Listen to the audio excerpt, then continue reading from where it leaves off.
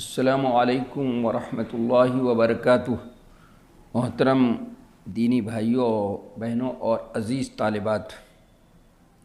بسم اللہ الرحمن الرحیم وبہ نستعین۔ باب الاغتباط فی العلم والحکمہ۔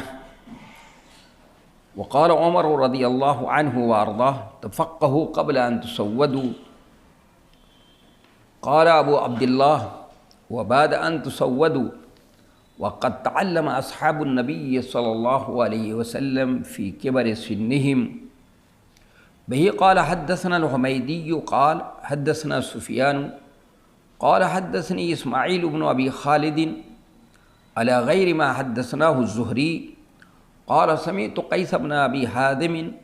قال سمعت عبد اللہ بن مسعود قال قال النبی صلی اللہ علیہ وسلم لا حسد الا فی اثنتین، رجل آتاہ اللہ مالا فسلطہ علی حلقته فی الحق، ورجل آتاہ اللہ الحکمہ فهو یقضی بها ویعلمها، او کما قال صلی اللہ علیہ وسلم۔ یہ ترجمۃ الباب ہے اور اس میں ایک اثر کا بھی تذکرہ ہے، حضرت عمر فاروق رضی اللہ عنہ کا اثر ہے، اور پھر جناب نبی کریم صلی اللہ علیہ وسلم کی ایک حدیث ہے۔ تو اس ترجمۃ الباب کا کیا مقصد ہے، اور حضرت عمر فاروق رضی اللہ تعالیٰ عنہ کیا سمجھانا چاہتے ہیں، اس کا کیا مطلب ہے، اور پھر اس پر جو تعلیق ہے حضرت امام بخاری رحمۃ اللہ علیہ کی، اس کو بھی سمجھنے کی کوشش کی جائے گی۔ اور پھر جو ایک اہم حدیث ہے جس میں دو کمال بتایا، ایک علمی کمال اور ایک عملی کمال۔ ظاہر ہے انسان کے اندر دو ہی طرح کا کمال ہوتا ہے، ایک علمی کمال ہوتا ہے اور ایک عملی کمال۔ یہ دونوں چیزیں قابل رشک ہیں، اور عملی کمال علمی کمال کا نتیجہ ہوتا ہے، اسی کا نتیجہ ہوتا ہے۔ تو سب سے بڑا ہوا علمی کمال جو ہے بڑا ہوا ہو، تو اس کو بھی حدیث کی روشنی میں سمجھنے کی کوشش کریں گے۔ حدیث کو تشریح مختلف انداز سے حدیث کی تشریح کی گئی ہے، اور امام بخاری رحمۃ اللہ علیہ یہاں پر کیا سمجھانا چاہتے ہیں اس کو سمجھنے کی کوشش کی جائے گی۔ تو سب سے پہلے ترجمہ میں کرتا ہوں کہ باب الاغتباط فی العلم والحکمہ، باب علم و حکمت کی باتوں میں رشک کرنا۔ اور حضرت عمر رضی اللہ تعالی عنہ نے فرمایا، تم دین کا علم حاصل کرو سردار بنائے جانے سے پہلے۔ بعض لوگوں نے اس کا ترجمہ کیا ہے قبل ان تسودوا، اے قبل ان تزوجوا، یہ بھی کہ تمہاری شادی ہونے سے پہلے۔ اور بعض لوگوں نے یہ کیا کہ تمہارے چہرے پہ داڑھی کے آثار ظاہر ہونے سے پہلے، داڑھی کے آنے سے پہلے۔ یہ سبھی ترجمے کیے جا سکتے ہیں، اس کی تشریح آگے آئے گی۔ اور ابو عبداللہ یعنی امام بخاری رحمۃ اللہ علیہ نے کہا، اور سردار بنائے جانے کے بعد بھی علم حاصل کرو۔ بے شک نبی صلی اللہ علیہ وسلم کے صحابہ کرام نے بڑھاپے میں علم حاصل کیا۔ کہا کہ ہم سے بیان کیا حمیدی نے، جو امام حمیدی امام بخاری کے استاد ہیں، بہت اہم استاد ہیں، انہوں نے کہا ہم سے بیان کیا سفیان نے، انہوں نے کہا مجھ سے بیان کیا اسماعیل ابن ابی خالد نے، اس کے خلاف جو ہم سے زہری نے بیان کیا تھا۔ انہوں نے کہا میں نے قیس ابن ابو حازم سے سنا، انہوں نے کہا میں نے عبداللہ ابن مسعود سے سنا، انہوں نے کہا کہ نبی صلی اللہ علیہ وسلم نے فرمایا صرف دو آدمیوں پر رشک کرنا جائز ہے، ایک تو وہ شخص جس کو اللہ تعالیٰ نے مال دیا، پھر اس کو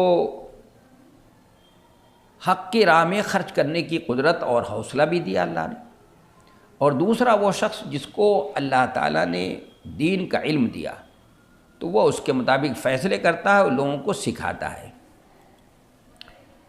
یہ ترجمۃ الباب ہے، اور اس میں جو اثر بیان کیا ہے وہ ہے، اور پھر نبی صلی اللہ علیہ وسلم کی حدیث ہے۔ تو اس ترجمۃ الباب کا مقصد کیا ہے؟ امام بخاری رحمۃ اللہ علیہ کی ترجمۃ الباب کا مقصد یہاں پر یہ ہے کہ چونکہ ابھی یہ بات آئی کہ علم بہت قیمتی چیز ہے، گراں قدر سرمایہ ہے، کا انمول موتی ہے،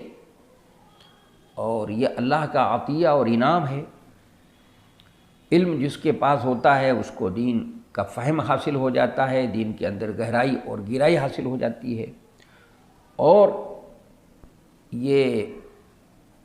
علم کے اندر فہم یہ بھی مطلوب ہے، اور تفقہ فی الدین بھی مطلوب ہے، اس کا تذکرہ ہوا، اور یہ بھی بتایا گیا کہ بہت قابل رشک، یہ یہ بہت گراں قدر چیز ہے، بہت قیمتی چیز ہے۔ تو اب یہ بتانا چاہتے ہیں امام بخاری رحمۃ اللہ علیہ کہ جس کسی کے پاس یہ علم ہو، جس کسی کو علم دین کا فہم حاصل ہو جائے، علم کے اندر اس علم کے اندر درک ہو، پختہ علم ہو، تو ایسا شخص قابل رشک ہے، قابل رشک ہے۔ وہ چاہیے کہ اس کے بارے میں مقابلہ کیا جائے۔ رشک، اور رشک کہتے ہیں کس کو کہ یہ خوبی، یہ کمال جو اس کو حاصل ہے، اس کمال کو حاصل کرنے کی تمنا ہو کہ یہ کمال مجھے بھی حاصل ہو جائے، اس کو رشک کہتے ہیں، اور یہ مطلوب ہے، اور یہ اسلام کے اندر محمود بھی ہے، اچھی چیز ہے۔ لیکن حسد جو ہے وہ اچھی چیز نہیں ہے۔ حسد یہ ہے، اس میں بھی تمنا ہوتی ہے، اس میں بھی تمنا ہوتی ہے کہ یہ کمال جو ہے اس کو جو حاصل ہے، یہ کمال مجھے حاصل ہو جائے لیکن اس سے چھن جائے، یا کم از کم چھن جائے لیکن مجھے ملے یا نہ ملے، لیکن اس سے تو چھن جائے کم سے کم۔ تو یہ چیز صحیح نہیں ہے، اور حسد جو ہے یہ بہت مذموم صفت ہے۔ اس کے بارے میں ہے کہ یہ نیکیوں کو اس طرح ختم کر دیتا ہے جیسے آگ لکڑی کو جلا کر راکھ کر دیتی ہے۔ تو یہ امام بخاری رحمۃ اللہ علیہ یہاں پر رشک بتانا چاہتے ہیں کہ یہ دیکھو، یہ قابل رشک چیز ہے، یہ دو جو ہیں یہ قابل رشک ہیں، اور علم جس کے پاس ہو، اللہ نے علم اور فہم عطا فرمایا ہو، دین قرآن اور حدیث کا علم کسی کو حاصل ہے تو وہ قابل رشک ہے، اور اس کے ذریعے سے وہ فیصلے کرتا ہے، اس کے ذریعے سے لوگوں کو سکھاتا ہے، خود بھی عمل کرتا ہے اور سکھاتا بھی ہے لوگوں کو۔ اور یا کسی کو اللہ نے مال دولت سے نوازا ہے، وہ تو مال اللہ نے اس کو توفیق بھی دے دی، حوصلہ بھی دے دیا کہ اللہ کے راستے میں اس کو خرچ کرتا ہے، تو یہ قابل رشک ہیں۔ وہ بتانا چاہتے ہیں امام بخاری کہ یہ علم کو حاصل کرنے میں ایک دوسرے کا مقابلہ کرنا چاہیے۔ جب یہ قابل رشک چیز ہے تو اس کو حاصل کرنے کے لیے کیا کرنا چاہیے؟ مقابلہ کرنا چاہیے، ایک دوسرے سے آگے بڑھنے کی کوشش کرنی چاہیے۔ صحابہ کرام اسی میں ایک دوسرے سے آگے بڑھنے کی کیا کرتے تھے؟ کوشش کرتے تھے۔ تو یہ ترجمۃ الباب ہے امام بخاری رحمۃ اللہ علیہ کا۔ اس میں انہوں نے حضرت عمر فاروق رضی اللہ تعالیٰ عنہ کا قول نقل کیا ہے کہ وقال عمر تفقہوا قبل ان تسودوا، کہ حضرت عمر فاروق رضی اللہ تعالیٰ عنہ نے فرمایا کہ ذمہ داری کے آنے سے پہلے تم کیا کرو کہ ذمہ داری کے آنے سے پہلے تم علم کو حاصل کرو۔ تو اس کا میں نے بتایا تھا کہ اس کا لوگوں نے مختلف ترجمہ کیا ہے، تو حضرت عمر رضی اللہ تعالیٰ عنہ یہ بتانا چاہتے ہیں، مختلف ترجمہ کیا ہے لوگوں نے، یہ بتانا چاہتے ہیں کہ سرداری اور ذمہ داری کبھی کبھی حصول علم میں مانع ہوتی ہے، اس لیے جب آدمی سردار بنا دیا جائے گا تو اس کی حیثیت اونچی ہو جائے گی، ظاہر ہے اس کی حیثیت اونچی ہوگی، اور اب وہ طالب علم کی حیثیت سے کسی معلم کے سامنے متعلمین کے صف میں بیٹھنا اپنی توہین اور کسر شان جو ہے کسر شان سمجھے گا، یہ کہ بھائی میں اتنا بڑا ہو گیا اور اب ان لوگوں کے ساتھ، بچوں کے ساتھ بیٹھ کر کے میں علم حاصل کروں۔ اس لیے ضروری ہے کہ سردار پانے سے پہلے علم حاصل کر لے۔ سرداری کی مصروفیات کی وجہ سے حصول علم کا وقت ہی نہیں ہوگا۔ اور یہ بھی ترجمہ کیا ہے لوگوں نے کہ تسودوا یعنی تزوجوا کے معنی میں، اس لیے کہ جب آدمی کی شادی ہو جاتی ہے تو بیوی بچے ہو جاتے ہیں اور ان سب کا سردار ہو جاتا ہے، تو مطلب یہ ہوا کہ شادی سے پہلے علم حاصل کرو، شادی کے بعد وقت ملے گا یا نہیں ملے گا۔ تو یہ حضرت عمر فاروق رضی اللہ تعالیٰ عنہ کا یہ اثر نقل کیا، تو اس کا مطلب یہ ہے کہ علم جو قابل رشک چیز ہے، یہ علمی کمال قابل رشک چیز ہے، اس کو یعنی ذمہ داری کے آنے سے پہلے بچپن میں اس کو حاصل کر لو۔ اس لیے کہ بڑے ہونے کے بعد ذمہ داریاں آ جائیں گی، ذمہ داریاں آ جائیں گی تو اتنا موقع نہیں ہوگا کہ اس کو حاصل کرنے کے لیے اتنی محنت کر سکو، اتنا وقت لگا سکو،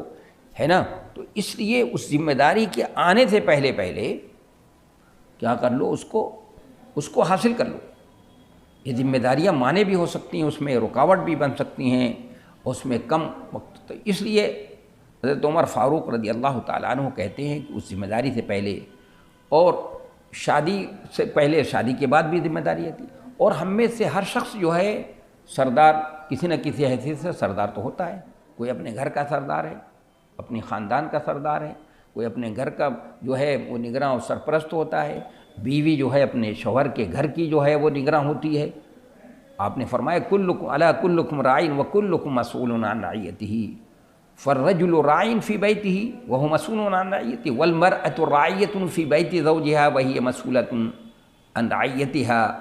والخادم راع فی بیت سیدہ وہو مسئول عن رعیتہ، کہ آپ نے فرمایا کہ ہر شخص ذمہ دار ہے، ہر شخص کو کسی نہ کسی طرح کی ذمہ داری تو ملتی ہے بھائی۔ تو شخص جو ہے اپنے گھر کا ذمہ دار ہے، اس کے اوپر اس ذمہ داری کے بارے میں بات پرس ہوگی، بیوی بچوں کے بارے میں سوال ہوگا اس سے،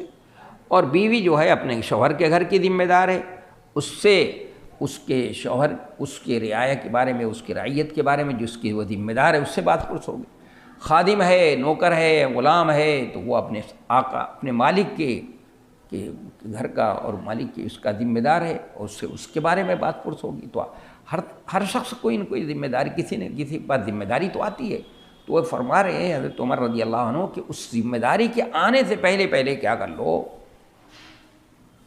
ذمہ داری اور سرداری کے آنے سے پہلے اس علم کو حاصل کر لو۔ پھر انہوں نے دلیل بھی دی ہے، اس کی دلیل دی ہے کہ دیکھو،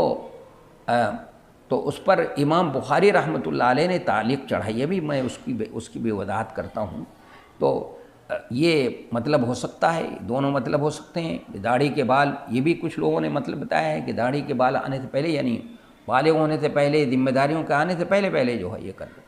یعنی اس وقت بچپن میں کوئی کمانے کی ذمہ داری نہیں ہوتی، کسی اور چیز کوئی ذمہ داری، کسی طرح کی کوئی ذمہ داری نہیں ہوتی، تو وقت ہے، فرصت ہے، موقع ہے، جو جتنا چاہے وہ علم کو حاصل کرنے کے لیے لگا دیا جائے، اور اس کے لیے جو ہے راتوں کی نیند قربان کر دی جائے، دن کا آرام تج دیا جائے، تاکہ اس کو زیادہ سے زیادہ اس علم کے موتی کو سمیٹ لیا جائے، اور اس علم کی دولت سے جو ہے بہرہ مند ہوا جا سکے، فائدہ اٹھایا جا سکے، تاکہ کل کے دن جو ہے ایسا نہ ہو کہ ہم اگر فائدہ نہیں اٹھایا ہم نے، اور اس میں کمال نہیں حاصل کیا، اور اس میں ہمیں سستی برت دی، تو کل جو ہے کسی کو ہم نے دیکھا کہ ہمارے جیسا ہے، اور وہ بڑی اچھی تقریر کر رہا ہے، بہت اچھا درس دے رہا ہے، بہت اچھے درس قرآن، درس حدیث، تو ہمیں دکھ ہوگا، تکلیف ہوگی، ہو سکتا ہے بعض اوقات سوہان روح بھی بن جائے، وہ تکلیف جان لیوا بھی ثابت ہو جائے۔ تو اس لیے اس سے پہلے کہ یہ چیز سوہان روح بنے، کسی کے لیے جان لیوا ہو، کیا کرے، وقت ملا ہے تو حاصل کر لے، اس کو حاصل کر لینا چاہیے۔ یہ حضرت عمر فاروق رضی اللہ تعالیٰ عنہ یہ کہہ رہے ہیں، یہ فرما رہے ہیں۔ تو حضرت عمر رضی اللہ عنہ کے اس اثر کا اس ترجمۃ الباب سے کیا اثر ہے، کیا مطابقت ہے اس کی، حضرت عمر کے اثر کی مناسبت کیا ہے اس ترجمۃ الباب سے، جس کی وجہ سے حضرت امام بخاری رحمۃ اللہ علیہ نے اس کو اس ترجمۃ الباب کے ضمن میں نقل کیا ہے۔ تو حضرت عمر رضی اللہ عنہ کے اثر اور ترجمۃ الباب میں اگر مناسبت آپ ڈھونڈیں تو اس طرح پیدا کی جا سکتی ہے کہ حضرت عمر نے علم کو سرداری کا سبب قرار دیا ہے، علم کو سرداری کا سبب، اور علم تو ہر چیز کے لیے ضروری ہے بھائی، سرداری کے لیے بھی ضروری ہے، اور آج کے دور میں تو علم کی ضرورت ہر چیز کے لیے، ہر چیز کے لیے، تو سرداری کا سبب قرار دیا، اور سرداری قابل رشک چیز ہے، لہذا علم بھی قابل رشک ہوا، لہذا علم بھی کیا ہو گیا، قابل رشک ہو گیا۔ اس لیے اس کو سمجھنا چاہیے اور اس کو سمجھنے کی کوشش کرنی چاہیے۔ تو اس پر امام بخاری رحمۃ اللہ علیہ نے تعلیق چڑھائی کہ وبعد ان تسودوا، یعنی کوئی ہرگز یہ مطلب نہ سمجھے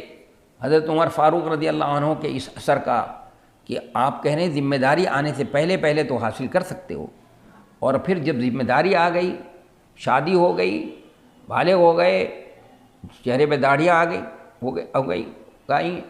تو اس کے بعد علم نہیں حاصل کر، نہیں، کہتے ہیں نہیں، ایسی بات نہیں ہے۔ اگر بچپن میں نہیں حاصل کر سکے علم کو، سستی برت دی، کوتاہی ہو گئی، تو علم کے لیے کوئی وقت نہیں ہے، کوئی مقرر وقت نہیں ہے کہ بس فلاں وقت سے فلاں وقت تک حاصل کر سکتے ہو۔ علم تو گور سے لے کر کے گود سے لے کر گور تک حاصل کرو،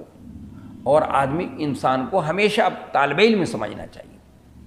ہمارے حضرت مولانا علی میاں صاحب رحمۃ اللہ علیہ فرمایا کرتے تھے کہ یہ ہمیشہ انسان کو طالب علم سمجھنا چاہیے، اپنے آپ کو طالب علم کی حیثیت سے سمجھنا چاہیے کہ میں تو طالب علم ہوں، اور طالب علم کی حیثیت سمجھتا رہے گا تو وہ اس کے پڑھے گا اور مطالعہ کرے گا تو اس کے علم میں روز بروز کیا ہوگا، اضافہ ہوگا۔ تو حضرت یہاں پر امام بخاری رحمۃ اللہ علیہ بھی یہ کہتے ہیں کہ نہیں، عبادہ ان تصود، کہ سرداری اور ذمہ داری کے آنے کے بعد، شادی ہو جانے کے بعد بھی علم حاصل کرو، اس کے لیے کوئی وقت مقرر نہیں ہے۔ اس کی دلیل کیا دی انہوں نے، نظیر پیش کی اس کی کہ دیکھو جناب نبی کریم صلی اللہ علیہ وسلم کے صحابہ کرام ہیں، انہوں نے بڑھاپے کے بعد علم حاصل کیا ہے۔ حضرت عمر فاروق، حضرت ابوبکر صدیق رضی اللہ تعالیٰ عنہ، جب نبی صلی اللہ علیہ وسلم نبوت سے سرفراز ہوئے ہیں تو اس وقت نبی صلی اللہ علیہ وسلم 40 سال کے ہیں، تو وہ 2-2.5 سال آپ سے ان کی عمر کم ہے، تقریباً 40 کے قریب کے وہ بھی ہیں، 38 سال کے وہ بھی ہیں۔ حضرت عمر فاروق رضی اللہ تعالیٰ عنہ بھی تقریباً 29 سال کے ہیں۔ اسی طرح حضرت عثمان غنی بھی 24-25 سال کے ہیں۔ تو ان لوگوں نے تو بڑھاپے میں اور سرداری اور ذمہ داری کے آ جانے کے بعد ہی علم حاصل کیا ہے۔ تو کوئی یہ کہہ سکتا ہے کہ بھئی صحابہ کرام کو تو معلم خیر جو ہے وہ بچپن میں میسر ہی نہیں آیا، نبی صلی اللہ علیہ وسلم ان کو جو مہیا ہوئے، فراہم ہوئے، میسر ہوئے، آئے، وہ تو بڑھاپے میں آئے، اس لیے مجبوری تھی ان کی۔ تو آگے امام بخاری رحمۃ اللہ علیہ فوراً، چونکہ جانتے ہیں وہ کہ یہ نظیر جو میں پیش کر رہا ہوں، یہ نظیر کوئی بہت طاقتور نہیں ہے، کوئی شخص اعتراض کر سکتا ہے، تو اس لیے فوراً ہی آگے ایسا بھی کرتے ہیں، وہ آگے ترجمۃ الباب قائم کر کے بتائیں گے کہ دیکھو میں نظیر پیش کرتا ہوں تمہیں ایسی جو نہ کٹنے والی ہے۔ تو انہوں نے فوراً ہی اس کے بعد نظیر پیش کر دی ہے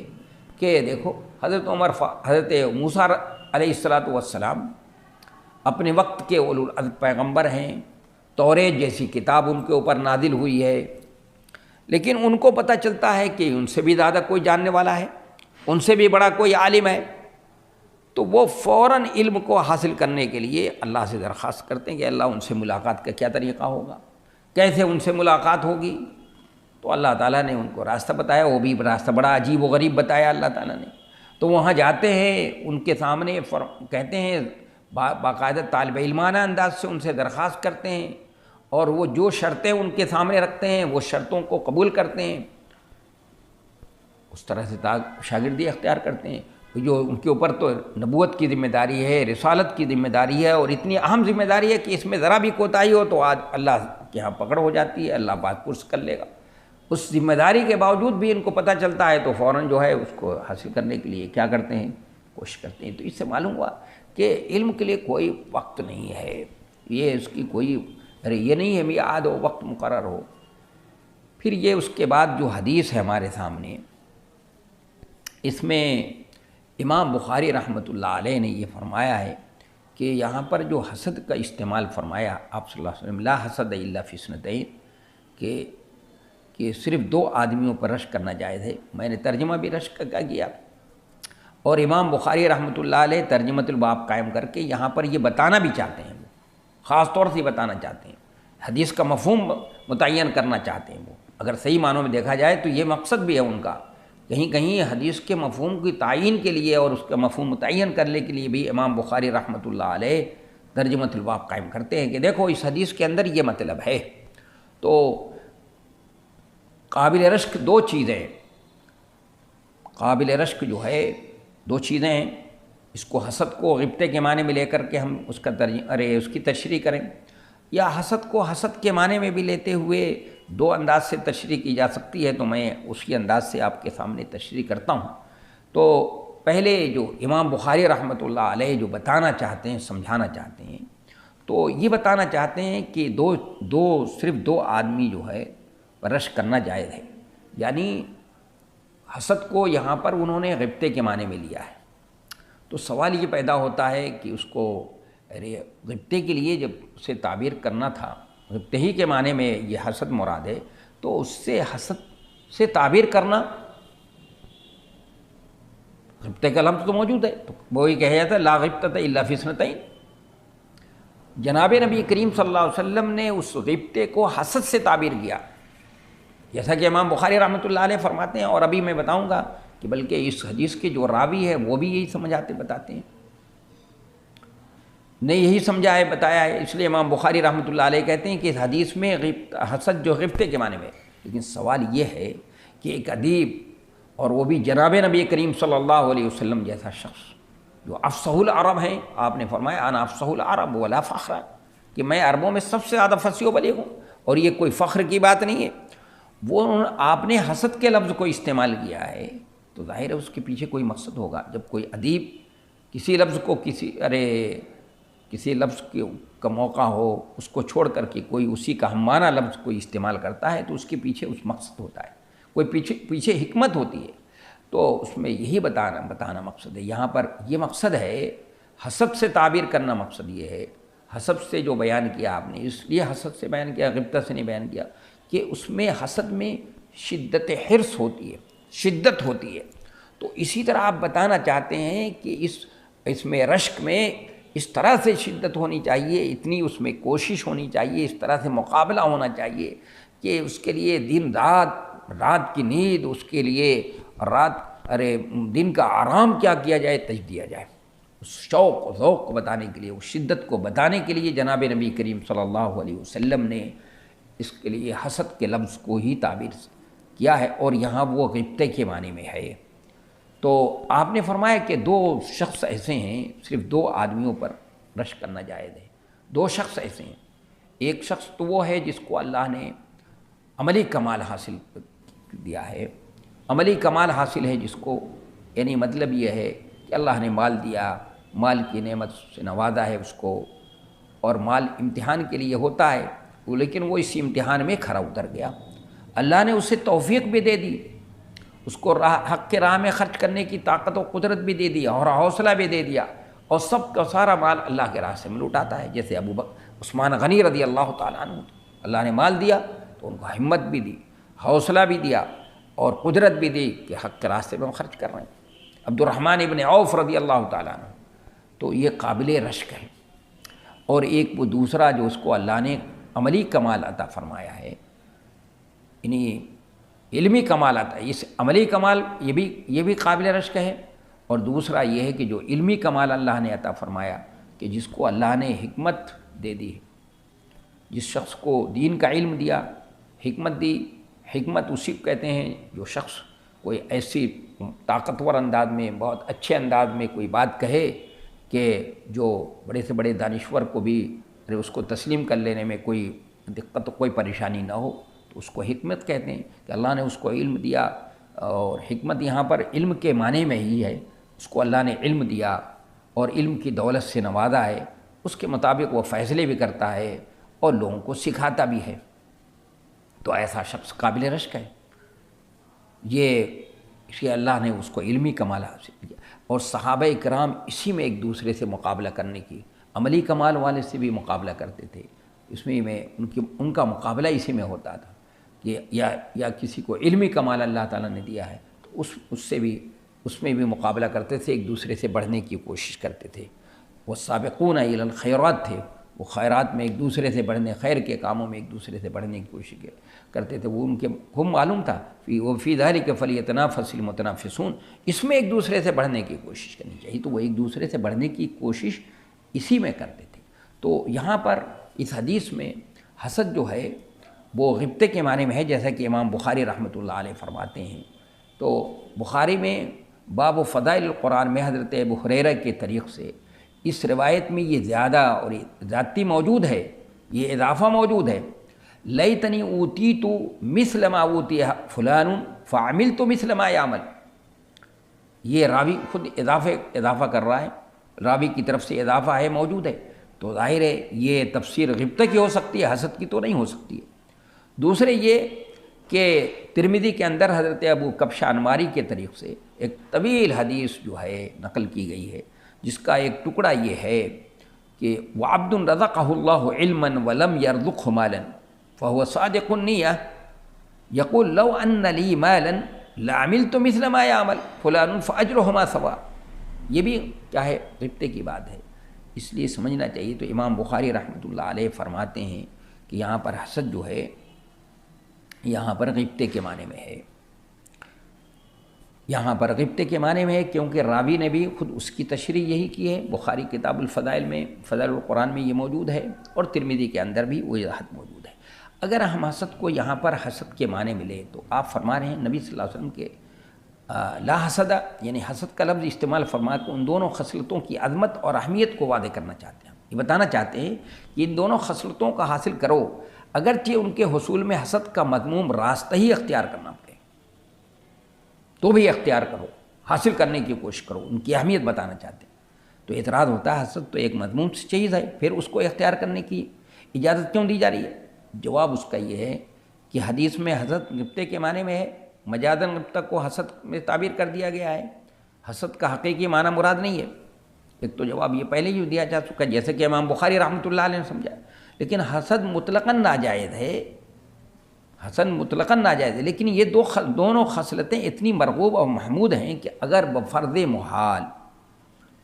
ان دو خصلتوں کے حصول کے لیے تمام راستے مسدود ہو جائیں، صرف حسد کا ایک راستہ، مذموم راستہ کھلا ہوا ہو،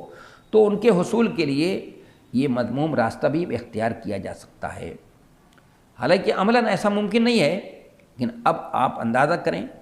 کہ اگر محمود راستہ کھلا ہو تو حصول علم کے لیے کتنی جد و جہد اور محنت کرنی چاہیے بھائی. یا آپ یہ بھی کہہ سکتے ہیں، یہ بھی مطلب ہو سکتا ہے جواب اس کا کہ حسد مطلقاً ناجائز ہے، لیکن دینی مصلحتوں کے پیش نظر ان دونوں خصلتوں کو مستثنیٰ کر لیا گیا ہے. جیسے کذب، جھوٹ بولنا ناجائز ہے، لیکن بعض مصلحتوں کے پیش نظر 3 جگہوں میں جائز ہے، جیسا کہ حدیث میں وارد ہے. اور پہلا معنی ظاہر ہے کہ راجح ہے کہ یہاں پر حسد غبطے کے معنی میں ہے، جیسا کہ امام بخاری رحمۃ اللہ علیہ نے ترجمۃ الباب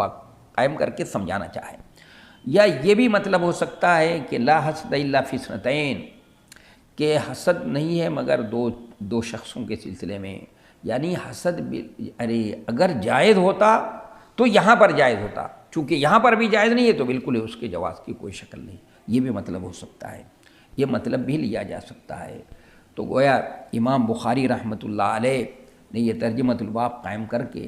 ہمیں یہ سمجھا دیا کہ کمال 2 ہی طرح کا ہوتا ہے، ایک علمی کمال ہوتا ہے، ایک عملی کمال ہوتا ہے، اور یہ ہے کمال قابل رشک چیز ہے. یہ 2 شخص جو ہے قابل رشک ہیں، ان سے ایک دوسرے سے آگے بڑھنے، ان دو میدانوں میں ایک دوسرے سے آگے بڑھنے کی کیا کرنی چاہیے، کوشش کرنی چاہیے. اور اس کی اہمیت کو واضح کرنے کے لیے بتا دیا کہ اتنی اہم چیز ہے، یہ میدان ہے کہ اگر اس سارے مسدود راستے جائز اور راستے مسدود ہو جائیں تو اس کو اگر کسی طریقے سے دوسرے طریقے سے بھی اس کو اگر حاصل کرنا ممکن ہو تو اس کو حاصل کرنے کی کیا کرنی چاہیے، ہمیں کوشش کرنی چاہیے. یہ امام بخاری رحمۃ اللہ علیہ نے اس طرح سے اس میں حدیث کا مفہوم بھی سمجھا دیا ہم کو، اور یہ بھی بتا دیا کہ یہ 2 میدان جو ہیں قابل رشک ہیں، اور یہ بھی بتا دیا کہ علم حاصل کرنے کا کوئی وقت نہیں ہے. علم تو گود سے لے کر کے گور تک جو ہے حاصل کرنا چاہیے، اور اپنے کو طالب علم ہی سمجھنا چاہیے، اور اس میں جتنی محنت کی جا سکے، جتنا ہو سکے اپنی طاقت کو جھونک دینا چاہیے اس کو حاصل کرنے کے لیے، اپنی طاقت لگا دینی چاہیے. اور کیونکہ علم بہت غیور ہے، ان اعطیتہ کلہ یعطیک بعدہ، اگر آپ ساری صلاحیت اس کو دے دیں گی تو تھوڑا سا دے گا. لیکن یہ بھی ہے کہ علم اللہ کا عطیہ اور انعام ہے. تو اس لیے امام شافعی رحمۃ اللہ علیہ نے کہا کہ میں نے اپنے استاد سے شکوہ اور گلہ کیا، شکوت الی وکیع سوء حفظی فاوصانی الی ترک المعاصی وقال عند العلم نور ونور اللہ لا یعطی لعاصی. اس لیے اللہ کی نافرمانیوں سے بھی بچنے کی کوشش کرنی چاہیے. ہم بچیں گے، اور پھر چونکہ یہ وہبی چیز ہے، جہاں کسبی ہے وہیں وہبی بھی ہے، تو اگر بچتے رہیں گے، بچ کر کے معصیت کے ارتکاب سے بچتے ہوئے علم کو حاصل کرنے کی کوشش کریں گے تو انشاءاللہ ضرور اللہ تبارک و تعالیٰ یہ انعام ہم کو ضرور عطا کر دے گا. اگر ہم کوشش کرتے رہیں، قرآن کا فہم حاصل ہو جائے گا، اور حدیثوں کو سمجھنے والے بن جائیں گے۔ اور ان دونوں چیزوں کا اگر کسی نے سمجھ لیا تو وہ دین کا صحیح فہم سمجھ جائے گا، پھر دین و شریعت کا فرق سمجھتا ہوگا، اجتہاد کو مانتا ہوگا، سمجھ جائے گا، اور جو فقہی مکاتب ہیں اس کو بھی وہ سمجھ جائے گا۔ یہ سمجھنے کی چیزیں ہیں ہمیں جو ہے یہ، چونکہ اب وقت جو ہے وہ ختم ہی ہو رہا ہے، مکمل ہی ہو رہا ہے، تو اس لیے میں اسی پر اپنی بات کو جو ہے کیا کرتا ہوں، ختم کرتا ہوں۔ انشاءاللہ جو ہے اس کے بعد جو وہ درس ہوگا اس میں آگے کا ترجمۃ الباب پڑھا جائے گا۔ وما توفیقی الا باللہ، والسلام۔